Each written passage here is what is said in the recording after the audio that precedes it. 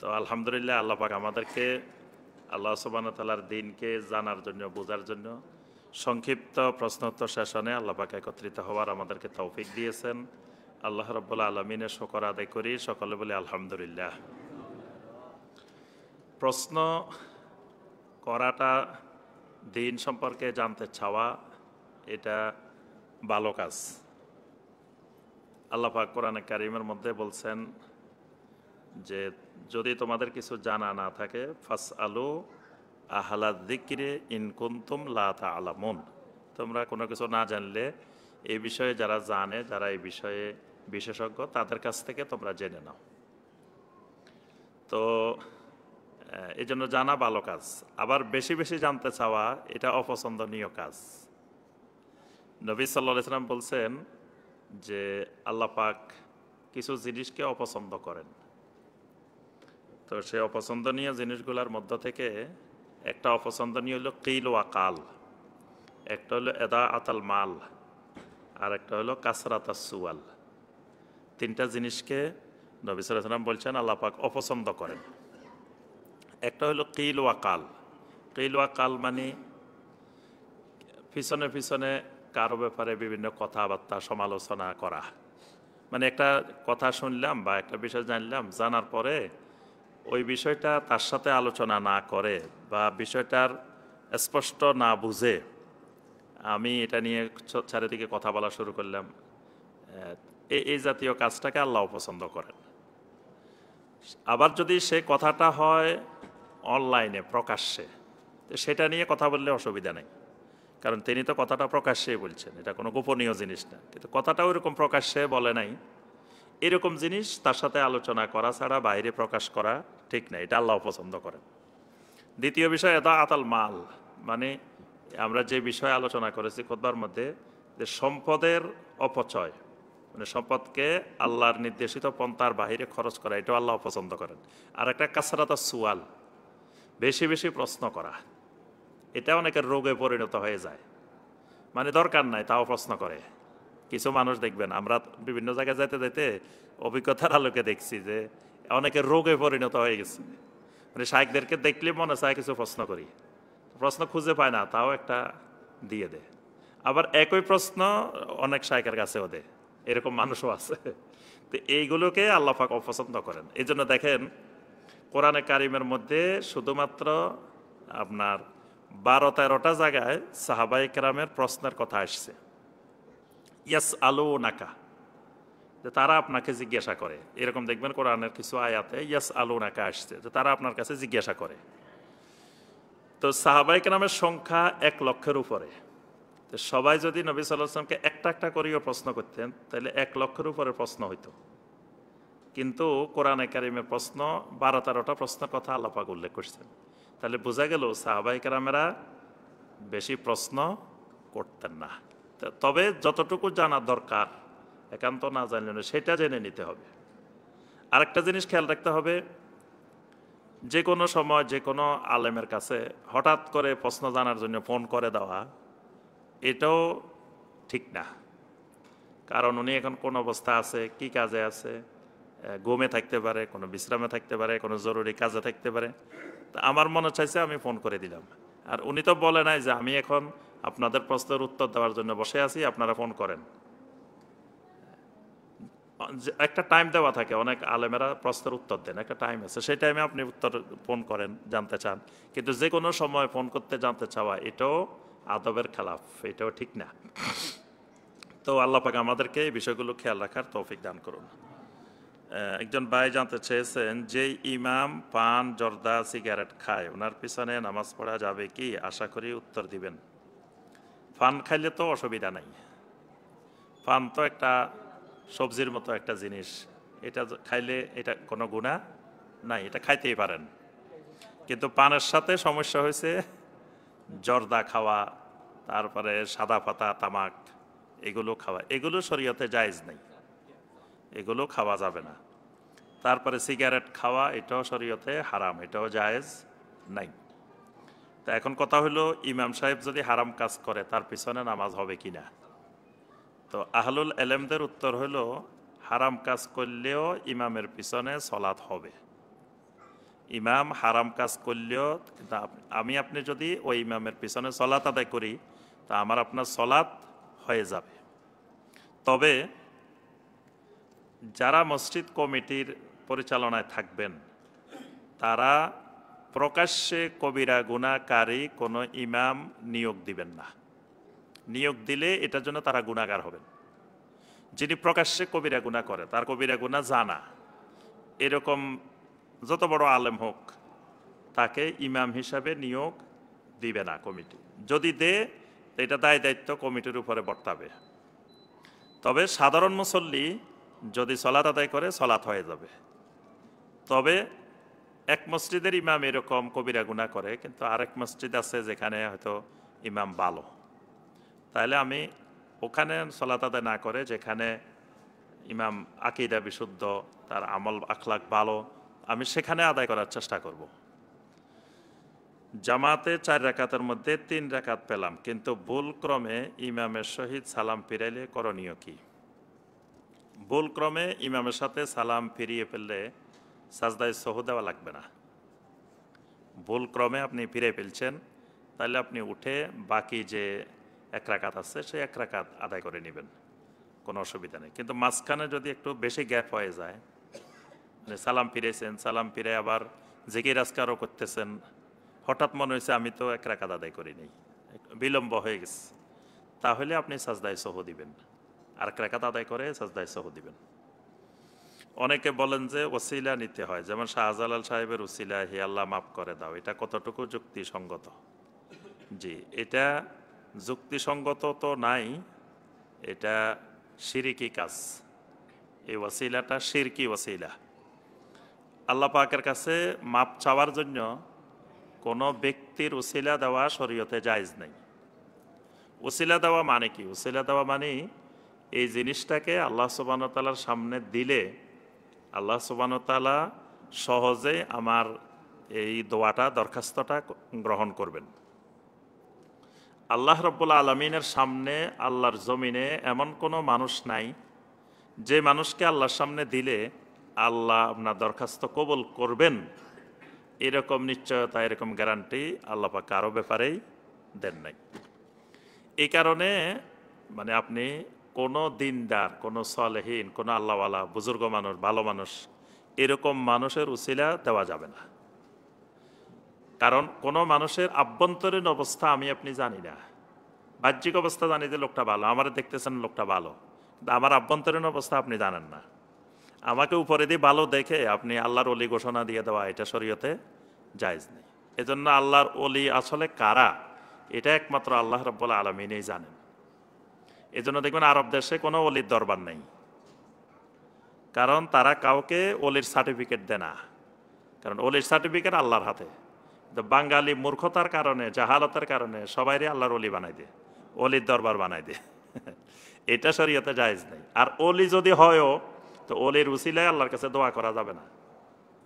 দোয়া করতে হবে উসিলা দিতে চাইলে ইমানের উসিলা, আমার আমলের সওয়ালের উসিলা। জীবিত কোনো নেককার মানুষ যদি আমার জন্য দোয়া করে, ওই দোয়ার উসিলা দেওয়া যাবে। মৃত ওলি তো দোয়া করার কোনো ক্ষমতা নেই, কিন্তু জীবিত দিনদার মানুষ, আপনি একজন আলেমকে গিয়ে বললেন যে ভাই আমার এই সমস্যা, আমার জন্য একটু দোয়া করিয়েন, বললেন যে আল্লাহ আপনার সমস্যা দূর করে দিন। এই যে দোয়াটা করছেন আপনি, পরে যখন আল্লাহর কাছে দোয়া করবেন, আল্লাহ আপনার অমুক বান্দা আমার জন্য দোয়া করছিলেন, আল্লাহ এই দোয়ার উসিলায় আপনি আমার বিপদটা দূর করে দেন, ওই ব্যক্তির দোয়ার উসিলা দেওয়া যাবে। দোয়াটা আমল, কিন্তু ব্যক্তির উসিলা দেওয়া যাবে না। কোনো ব্যক্তির, কোনো মানুষের, কোনো নেককার মানুষের উসিলা দেওয়া যাবে না। এই জন্য আপনি এইভাবে দোয়া করা শরীয়তে জায়েজ হবে না, বরং এটা শিরকি উসিলা হয়ে যাবে। আমরা অনেক সামাজিক অনুষ্ঠানে আত্মীয় স্বজন, প্রতিবেশী ও সহকর্মীদের দাওয়াত দিয়ে খাওয়াই, যাদের মধ্যে অনেকে পরহেজগার নন। সামাজিকতার কারণে দাওয়াত না দিলেও হয় না, এক্ষেত্রে করণীয় কি? না, এক্ষেত্রে আপনার খাবার মানে দিনদার না হলে, পরহেজগার না হলে যে খাইতে পারবে না, এটা কথাটা এরকম না। অমুসলিমও আপনার খাবার খাইতে পারে, এবং অমুসলিম যদি দরিদ্র হয়, গরিব হয়, তাকে আপনি সাহায্য সহযোগিতা করলে সেটাও ফজিলত হবে, সেটাও সওয়াব হবে। অমুসলিম ফকির বা অমুসলিম দরিদ্র মানুষ, তাকে আপনি খাওয়াইলেন, খাওয়ানোটাই আলাদা একটা ইবাদত, এটা একটা সওয়াবের কাজ। এটা ধনী মানুষের খাওয়াইলেও সওয়াব হয়, যে কারণে খাওয়াইবেন, এটা আমত্ত আম, খাওয়াইলে সওয়াব। কিন্তু ওইটা খেয়াল রাখতে হবে যে আপনার আমার খাবারের মধ্যে দিনদার মানুষেরা অগ্রাধিকার পাবে। ধরেন আপনি অনুষ্ঠান করতেছেন, সামাজিক অনুষ্ঠান, এখন আপনি দেখি দেখি দাওয়াত দিলেন যে কারা কারা বেশি বড় বড় গিফট দিতে পারবে, কারা কারা হাদিয়া দিতে পারবে, কারা কারা বড় বড় নেতা, এগুলা লিস্ট করলেন। কিন্তু দেখা গেছে আপনার সমাজেই দিনদার মানুষ আছে, কিন্তু তিনি হয়তো গরিব মানুষ, তার দাওয়াত দিলে ওই ধরনের আপনাকে বড় গিফট দিতে পারবে না, হাদিয়া দিতে পারবে না, আপনি তারে বাদ দিলেন। এইটা গুনাহের কাজ। মানে সবসময় অন্যদেরকে খাওয়ানো না জায়েজ না, কিন্তু দিনদার মানুষদেরকে, সলেহীন মানুষদেরকে খাবারের ক্ষেত্রে, যে কোনো ক্ষেত্রে অগ্রাধিকার দেওয়া, এটাই ইমানদারের কাজ। তো এই জন্য ওদেরকে খাওয়াইলে অসুবিধা নাই, কিন্তু দিনদার মানুষদেরকে অগ্রাধিকার দিতে হবে। তারপরে আপনি ধরেন দাওয়াত দিচ্ছেন, দেখা যায় আপনি একটা নেতার জন্য জায়গা বরাদ্দ করে রাখছেন যে অমুক নেতা আসবো, এখানে তার সাথে 20 জন আসবো, এদের জন্য আপনি জায়গা ঠিক করে রাখছেন। আর মসজিদের ইমাম সাহেব আসছে, মুয়াজ্জিন সাহেব আসছে, আলেম ওলামা আসছে, এদের জন্য আপনি কোনো জায়গা রাখেন নাই, এরা আসি দাঁড়াইছে। এই ক্ষেত্রে এটা আপনার জন্য খারাপ কাজ। আপনি ওই নেতার চেয়ে আপনার কাছে সম্মানিত ওলামায়ে কেরাম, তাদেরকে প্রাধান্য দিতে হবে। কিন্তু আমরা দেখা যায় এই জিনিসগুলো ভুলে যাই। মানসান্না সুন্নাতান হাসানাতান এর অর্থ ব্যাখ্যা জানতে চাই। খুব সুন্দর কথা বলছেন। এই হাদিসটা আমাদের সমাজে একটা মাজলুম হাদিস। মাজলুম হাদিস বুঝেন? কিছু কোরআনে কারিমের আয়াত আছে, কিছু হাদিস আছে, এগুলা বাঙালিদের কাছে সবচেয়ে বড় মাজলুম, মানে জুলুমের শিকার। এগুলার অপব্যাখ্যা, ভুল ব্যাখ্যা, বিকৃত ব্যাখ্যা এমনভাবে করা হয়েছে যে আয়াতে বলা হয়েছে এক কথা, কিন্তু সমাজের মানুষ বুঝে আর এক কথা। এই আয়াতগুলো হলো মাজলুম আয়াত, মাজলুম হাদিস। এগুলো আসি জুলুমের শিকার। এই হাদিসটাও জুলুমের শিকার। এই হাদিসটা জুলুমের শিকার বলতে আমাদের সমাজে বেদাতকে বৈধতা দেওয়ার জন্য তো বেদাতকে দুই ভাগে ভাগ করে, বলে যে এটা বেদাতে হাসানা, এটা বেদাতে সাইয়া, এটা ভালো বেদাত, এটা খারাপ বেদাত। তো তার অর্থ হলো বেদাত যা আছে আপনি খারাপ তো একটাও নাই। খারাপ কই পাবেন? কারণ যারা বেদাত আবিষ্কার করছে বা বেদাত চর্চা করতেছে, এগুলো তো সব ভালো কাজ, ভালো মনে করেই করতেছে, ভালো লেভেলে ভালো দিয়ে তো করতেছে। তো যেই লোকের কাছে এরকম বেদাত দুই প্রকার, এই লোকটাকে বলবেন ভাই আমাকে কয়েকটা বেদাতে সাইয়া দেখাই দাও তো, এই লোক জমিনে কোনো বেদাতে সাইয়া খুঁজে পাবে না।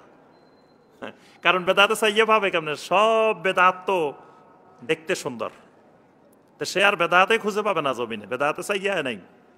তো এরা কি করে? এই হাদিসটাকে দলিল পেশ করে, বলে যে দেখো আল্লাহ রাসূল সাল্লাল্লাহু আলাইহি ওয়াসাল্লাম বলছেন, মান সান্না সুন্নাতান হাসানাতান ফিল ইসলাম ফালাহু আজরুহা ওয়া আজরু মান আমিলা বিহা। যে ব্যক্তি ইসলামে একটা সুন্নতে হাসানা চালু করলো, সে এর সওয়াব পাবে, যত লোকে আমল করবে সবগুলার সমপরিমাণ সওয়াব সে পাবে। ওয়ামান সান্না সুন্নাতান সাইয়্যাতান, কেউ লোক যদি একটা সুন্নতে সাইয়্যা জারি করে, খারাপ সুন্নত জারি করে, তো সে এটার গুনাহ পাবে, যত লোকে গুনাহটা করবে সে সব পাবে। দেখো এখানে সুন্নতে হাসানা, সুন্নতে সাইয়্যা, তাহলে বেদাত ও বেদাতে হাসানা, বেদাতে সাইয়্যা। শুনতে কথাটা মনে হচ্ছে তো ভালো কথা, সুন্দর কথা, কিন্তু এটা হাদিসটার চরম অপব্যাখ্যা। প্রথম কথা আসেন, সুন্নত কি দুই রকম আছে? আল্লাহ রসুলের সুন্নত এরকম আছে যে এটা সুন্নতে হাসানা, এটা সুন্নতে সাইয়্যা, এরকম আছে কথা? কোন সুন্নত শুনছেন যে এগুলা সুন্দর সুন্নত, এগুলা খারাপ সুন্নত? রাসূলের সুন্নত কোনোদিন খারাপ হয় কি? রাসূলের সুন্নত খারাপ হওয়ার কোনো সম্ভাবনা আছে? খারাপ হইলে ওটা সুন্নত হয় কেমনে? সুন্নত মানেই তো সব হাসানা, রাসূলের সুন্নত যেগুলা। তো হাদিসে তো দুইটাই বলছে, সুন্নতে হাসানা, সুন্নতে সাইয়্যা। এর অর্থ হলো এই হাদিসটার মধ্যে, হাদিসটার আগেও কিছু অংশ আছে। সবসময় একটা সূত্র মনে রাখবেন, এই সূত্র মনে রাখলে জীবনে অনেক কাজে লাগবে।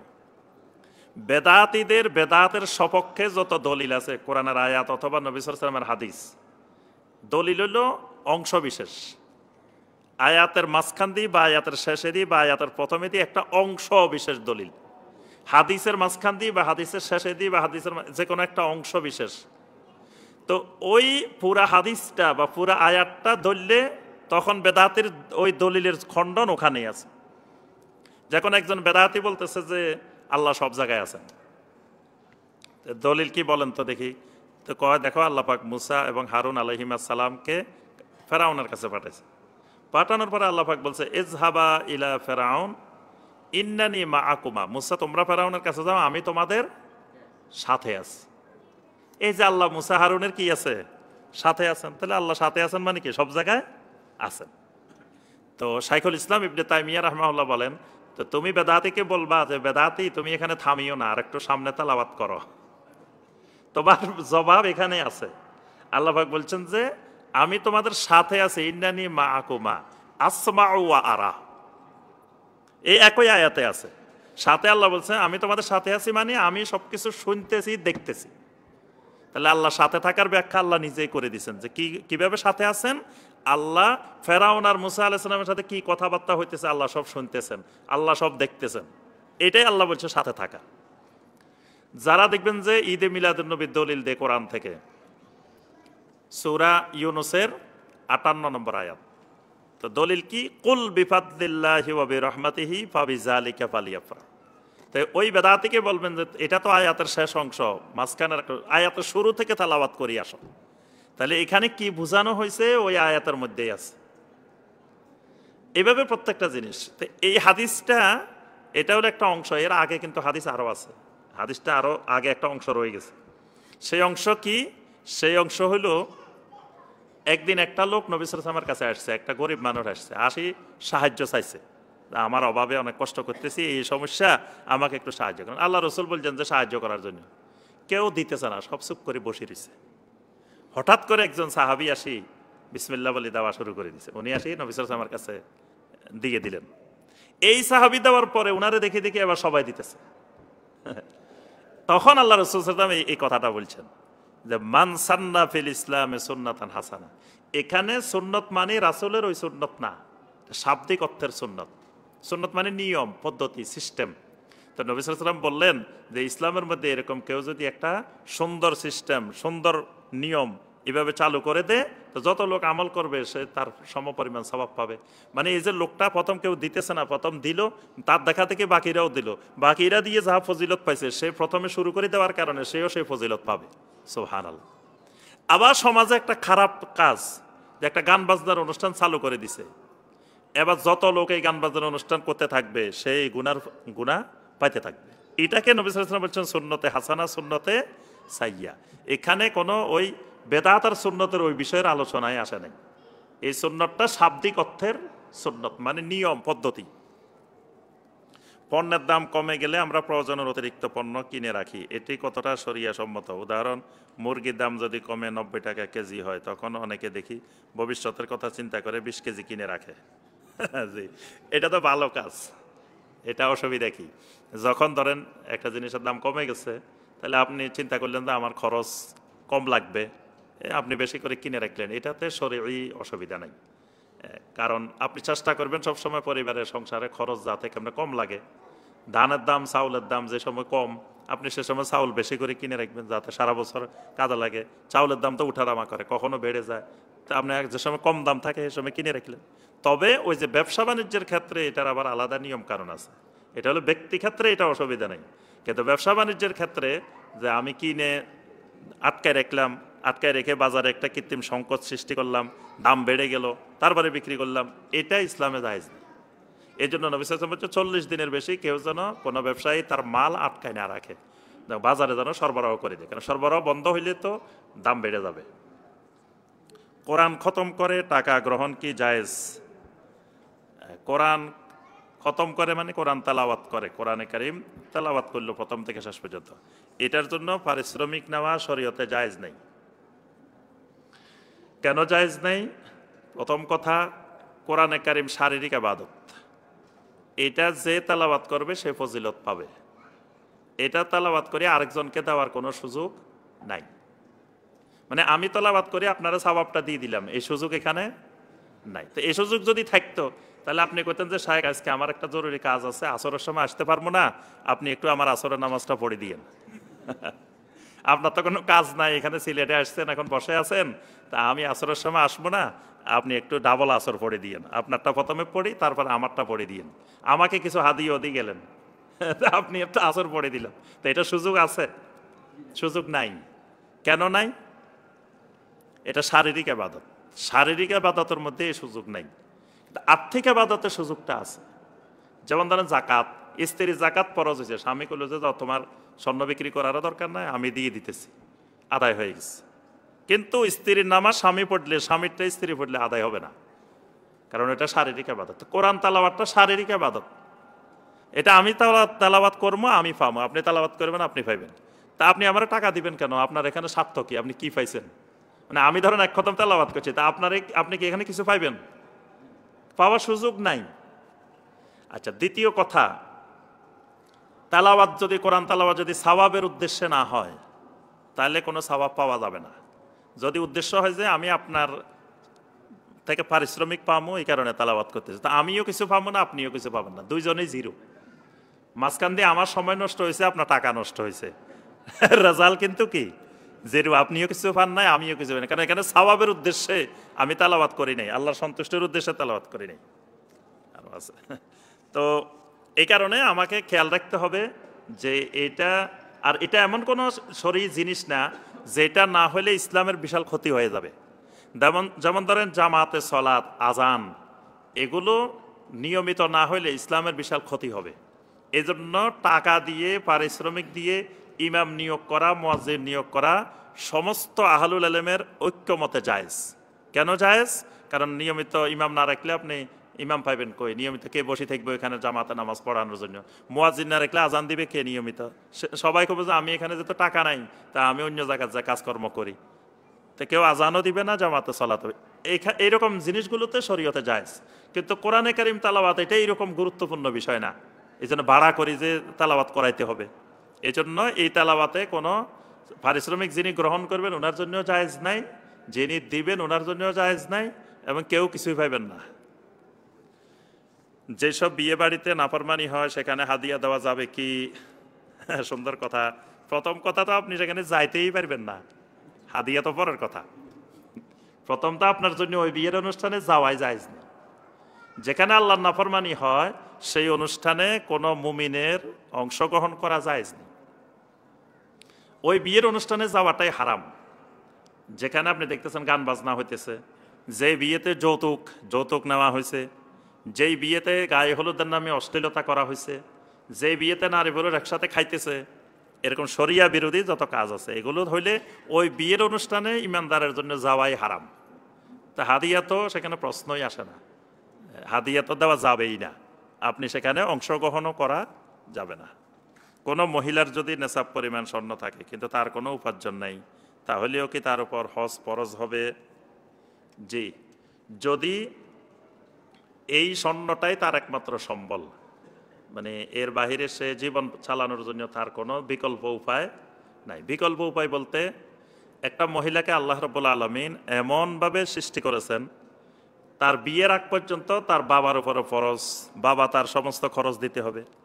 বিয়ে হয়েছে আবার স্বামীর উপরে ফরজ, স্বামী তার সব দিতে হবে।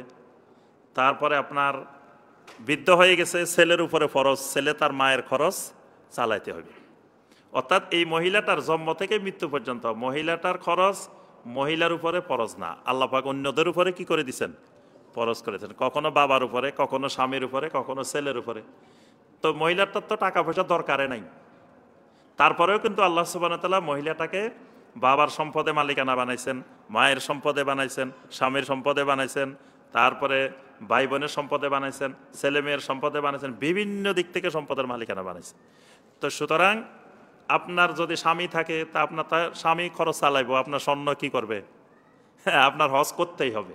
বা আপনার ছেলে আছে, আপনার ভরণ পোষণ বহন করার মতো, তো ছেলে আপনার খরচ চালাইব, আপনি স্বর্ণ বিক্রি করে হজ করে ফেলবেন। যদি নেশাব মানে হজে যাওয়ার মতো খরচ আপনার এগুলো দিয়ে হয়, তাহলে আপনার উপরে হজ ফরজ হবে। আর যদি এমন হয় যে আপনার ছেলেও নাই, স্বামীও নাই, মা বাবাও নাই, কেউ চালানোর মতো, আপনার খরচ চালানোর মতো কেউ নাই, মানে আপনি নিজের ইনকামে নিজে চলেন, পরিস্থিতি যদি এরকম হয় তখন তো আপনার এটার উপরে হজ ফরজ হবে না, কারণ এটাই যদি পুঁজি শেষ হয়ে যায় তা আপনি পরে চলবেন কেমনে? যদি এটার উপরে আপনি নির্ভরশীল হন তখন আপনার উপরে হজ ফরজ হবে না। আপনি খুতবায় বললেন আল্লাহ তাআলা মুমিনদের জানমাল জান্নাতের বিনিময়ে কিনে নিয়েছেন। এখানে জান বলতে আপনি বললেন নফসের কথা, কিন্তু অনেকে বলে এই জান যখন আল্লাহর জন্য দিতে প্রয়োজন, অর্থাৎ জেহাদের কথা। আসল ব্যাখ্যাটা কি জানাবেন? জি, ওখানে যে আয়াতে কারিমাটা আমরা বলছি, আয়াতের মধ্যে আল্লাহ পাক বলছেন ইন্নাল্লাহাশতারা মিনাল মুমিনিনা আনফুসাহুম। কোরআনের শব্দটা হলো কি? আনফুসাহুম ওয়া আমওয়ালাহুম। তা আনফুস হইল নফসের বহু বচন, নফস এক বচন, বহু বচনে কি? আনফুস। তাহলে আল্লাহ পাক কিনে নিছেন নফস আর মাল। মানে আমরা বাংলায় বলতে গেলে জান মাল বলি, কিন্তু কোরআনের পরিভাষা হইল নফসকে কিনে নিছেন আর মালকে কিনে নিছেন। তো নফসটা কি? নফসটা বুঝতে হলে একটু অনেক বিস্তারিত ব্যাখ্যা দরকার। মানুষের মধ্যে কয়েকটা উপাদান, একটা হলো কাল্ব, মানুষের শরীরে একটা আছে কি? কাল্ব। একটা আছে নফস, একটা আছে রূহ। তো এখন আসেন আমরা নফসটা কি জিনিস।